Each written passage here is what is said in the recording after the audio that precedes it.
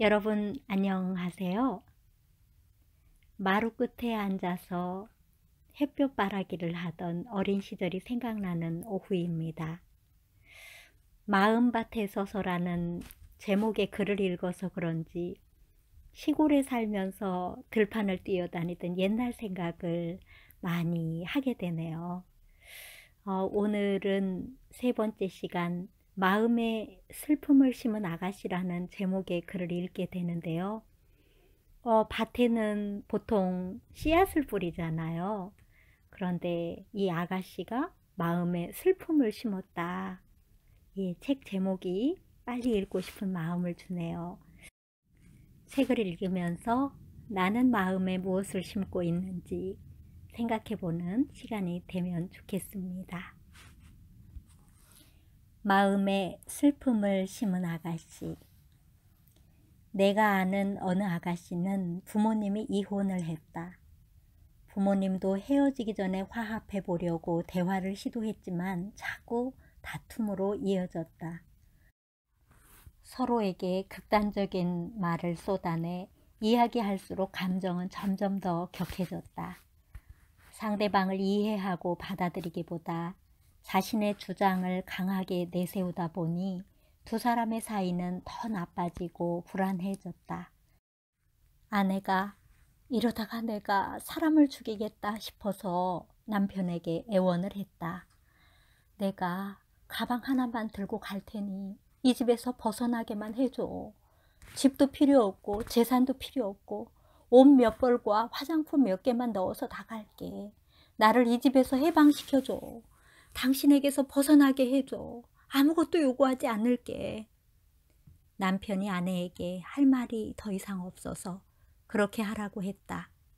아내는 필요한 물품을 가방에 간단히 챙긴 후 8살 딸아이의 손을 잡고 한참 쳐다보고는 도망치듯 집을 나갔다. 이혼이 무엇인지 8살짜리가 어떻게 알겠는가. 엄마가 왜 나가는지 어디로 가는지 딸은 알 수 없었다.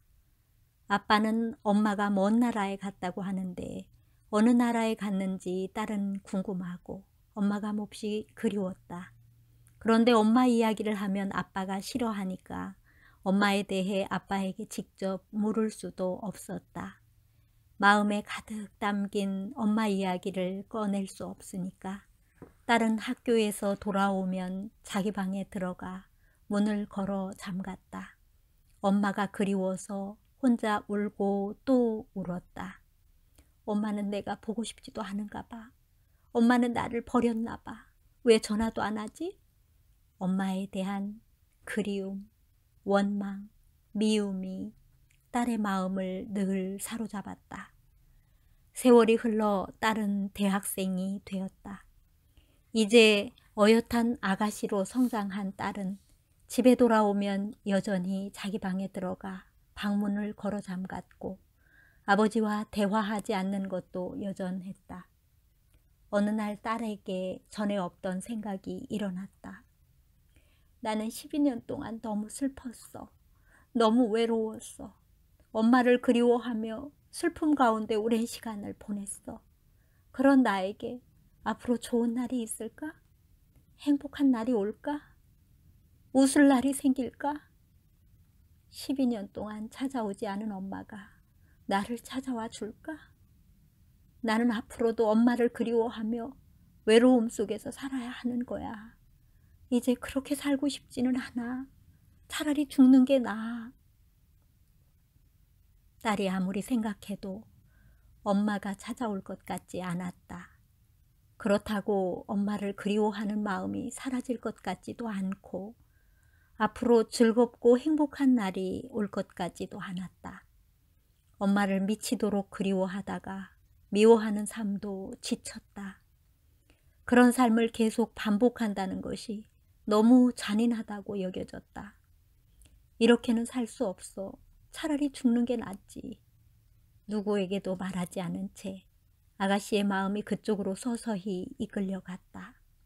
이름 모를 수많은 들꽃들도 제각기 아름답게 피어나는데 자신의 인생에서는 왜 꽃이 피지 않고 슬픔과 외로움과 그리움만 가득한지 이렇게 고통하며 살아야 하는 것을 이해할 수 없었다.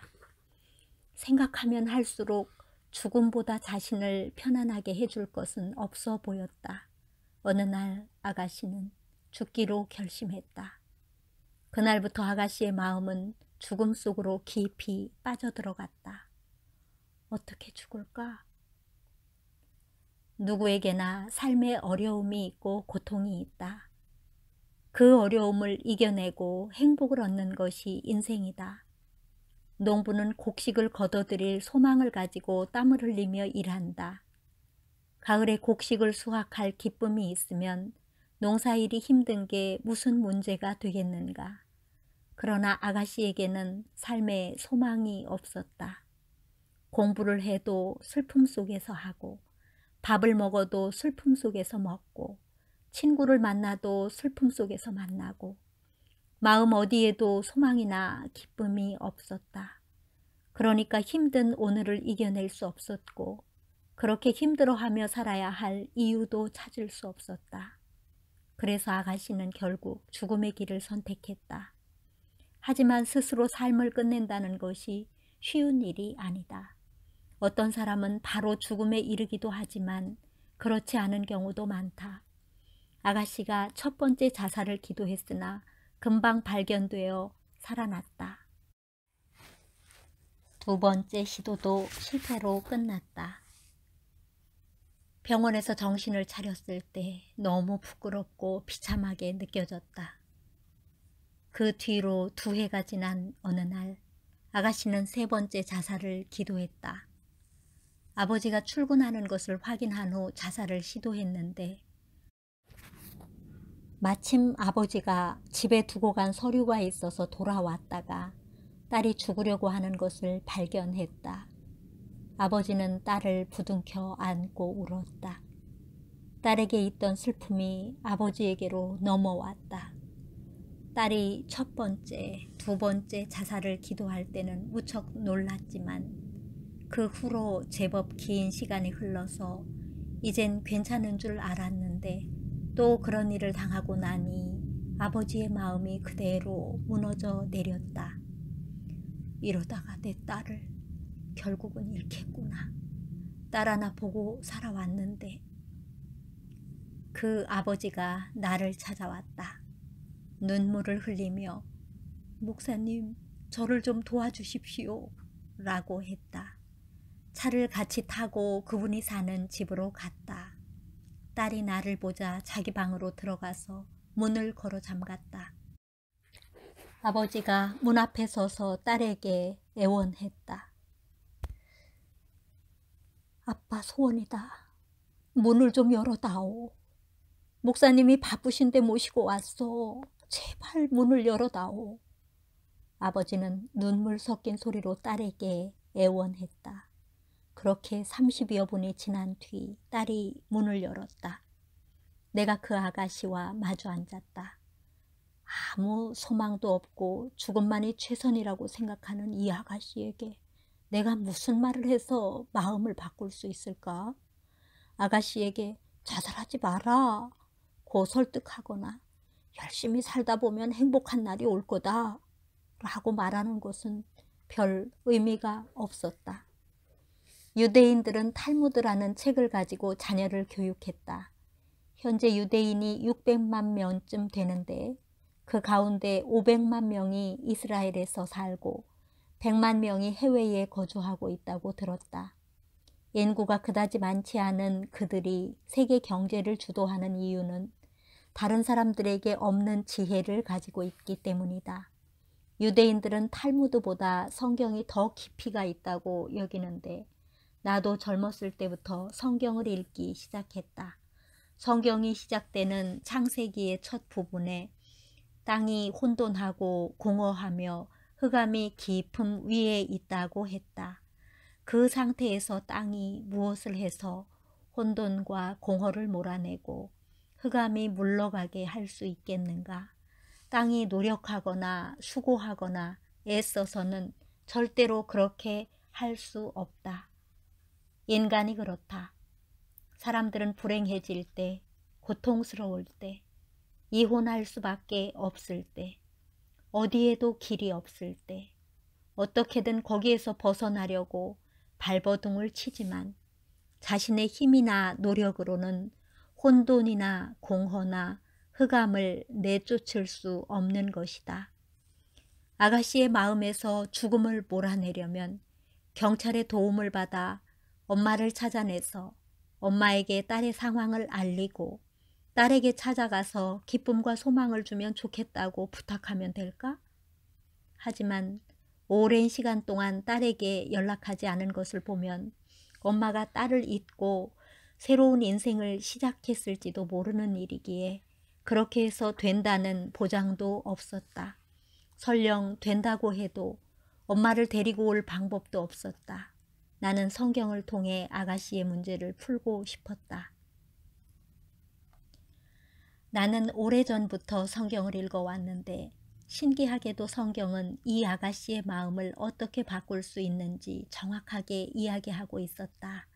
요한복음에 보면 가늠하다가 현장에서 잡힌 어떤 여자가 등장한다. 당시 유대인들은 모세가 전해준 율법에 의거해 남편이 아닌 남자와 간음을 하면 돌로 쳐 죽였다. 총각이 처녀와 동침했을 때에는 그 여자를 아내로 삼아야만 했다. 그런데 어떤 여자가 간음하다가 잡혀서 사람들에게 끌려가고 있었다. 이 여자가 간음하는 것을 내가 봤습니다. 증인들의 이야기를 듣고 사람들이 돌을 쥐고 몰려들었다. 골짜기로 끌고 가 거기에서 여자를 돌로 쳐서 죽이려는 것이다. 간음 현장을 목격한 사람이 먼저 돌을 던지면 둘러선 사람들이 따라서 여자에게 돌을 던진다. 여자의 머리가 깨지고 얼굴이 이지러지고 다리가 부러지면서 결국 죽는다. 죽은 여자 위로 돌 무더기가 쌓이면 사람들이 침을 뱉고 돌아선다. 간음하다 잡힌 한 여자가 그렇게 죽기 위해 끌려가고 있었다. 그런데 사람들이 가던 중에 그 여자를 끌고 예수님 앞에 왔다. 예수님이 그 상황에서 뭐라고 하시겠는가?